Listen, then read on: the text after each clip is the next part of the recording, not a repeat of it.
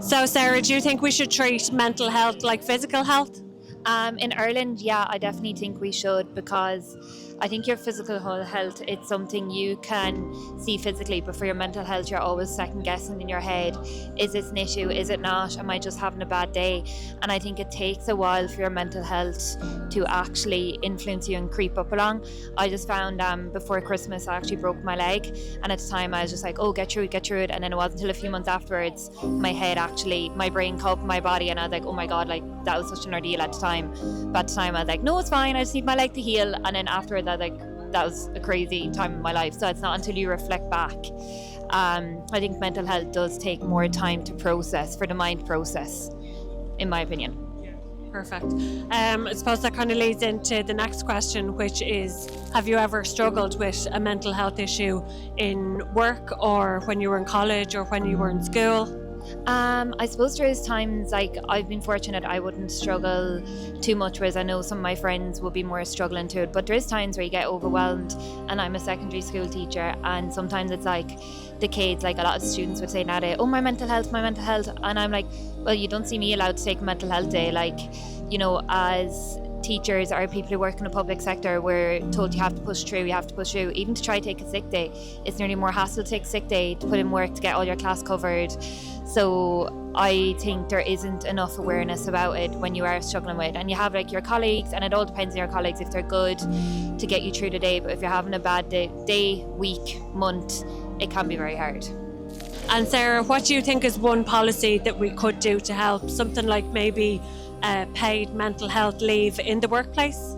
I think definitely like paid mental health leave would be a huge advantage. I just know, once again, I know I'm speaking about teaching, being a teacher, there is like free counselling sessions for teachers, but some of my colleagues have told me they're so hard to access, like they're nearly near to impossible to access. So I think the services in Ireland aren't ready available for us, for the people of the Republic of Ireland. And I think like that the government need to invest more money for it to be available and to actually be able to access it, and not to fight and be a battle to actually access if you need help. And I think people who are looking for the help, they genuinely need it. And to get to the steps to speak out loud, to be like, I actually need this help. Like a person has come that far to actually verbalise it, that they need the help. So I think definitely paid mental health leave, maybe check in within your workplace, how are you doing, is there anything we can do to help? And actually to make that worthwhile, it's not just a chat, but if anything's going to change after that chat, are the steps actually going to be put in place by your employer, your colleagues, to actually make your life easier. And why do we say just push through for mental health pain? I think as an Irish society, everything is pushed through and swept under the carpet, and I think it's an older generation way. So I think definitely my generation, we're way better to talk about it, or I'm having a bad day, and I'd say to my friends, right, what can I do to help, or what could you do to help if you're in a rush, or if you're in a bad kind of like, you're just not yourself and you can't get out for a walk, etc. So I just think it's an old mentality of like push through it, push under the carpet. But I think the future generation is being better to verbalise it, to talk about it more. Perfect. And do you think GPs should always ask people when they come in for a visit how their mental health is? Yes, I think they should. Like, I've personally never been asked, but I think once again, as an Irish society, it's hard for some people to verbalise how they are. Like, you know, if you ask your friend how, you say, oh, I'm grand, but like, actually, how are you?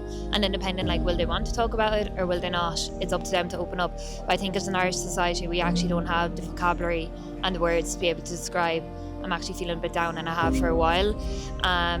So I think that's something we need to learn as a society, how to actually speak about and deal with. But yeah, I think GPs should definitely ask on visits, and maybe tell the people, it's like, encourage their patients, it's okay to talk about this.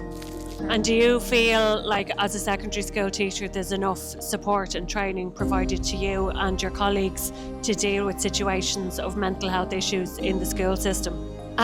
Me personally, no. If there is a mental health issue with a student or a problem in our school, we put them to the career guidance teacher.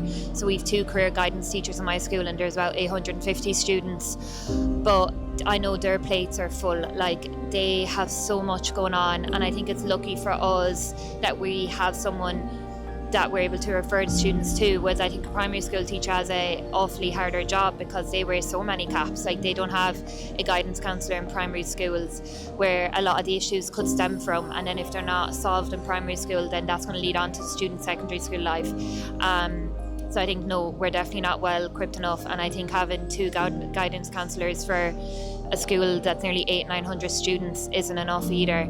And they, everyone has their own everyday problems, and of course the students do too. But I think I definitely see within the students of this generation, they speak up more about their mental health. Like, I could ask them to do something, they'd be like, oh my god, I'm anxious. I'm like, are you really anxious? Or are you just nervous about doing it? Like, the younger generation know how to use the words, but are they using them correctly?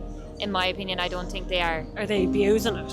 Yeah, I think some of the younger students are abusing the system, and sometimes it is a get out of class card. I go to the guidance counsellor, I get to talk to someone, or like one student one day, her and her boyfriend had broken up, and straight away she wanted to go home. She wanted to go home the next day, but it's like, unfortunately, like, we always have to teach younger generation resilience. Like, hard things going to happen throughout this life, you have to learn to overcome them, and it can't always be a run home situation, because you won't have that as soon as you leave secondary school.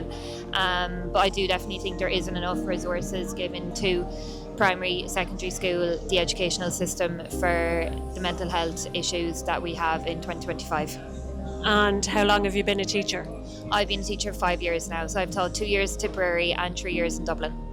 Which is harder, Dublin or Tipperary? I'm lucky where I teach up in Dublin. I teach up in North County Dublin. It's a nice area. I think it all depends on your area, depending on the issues of your area and the social status of your area too. I have some friends who are teaching some schools in Dublin, and it's definitely harder for them. Yeah. And finally, Sarah, what's the cost of ignoring mental health? I think the cost of ignoring mental health is our lives, our mental health. Unfortunately, you hear about so many people and young teenagers or people in their 20s who have committed suicide. And I think it's because at the time they didn't think there's another option. God forbid, I might get in too much trouble if I go home with this or something. So the cost is definitely our lives, and it's like everything's a material thing. As long as you have your health, you're fine. But like that, do these people have their mental health? So you need to be studying your mental health, studying yourself. I definitely think it's just something that needs to be made more awareness about, but spoken about more freely. Like, I'm having a bad day, that's okay. What can you do to make your day better? And like that, to be kind to yourself. And I think to speak kind to yourself is a huge thing that we all need to learn to do in 2025. Positive self-talk is so important. Sarah, you've been absolutely amazing. Thank you so much for your time. Thank you. Thank you very much. Your mind is part of your body. Stop treating it differently. Mental Health Ireland fights for equal care.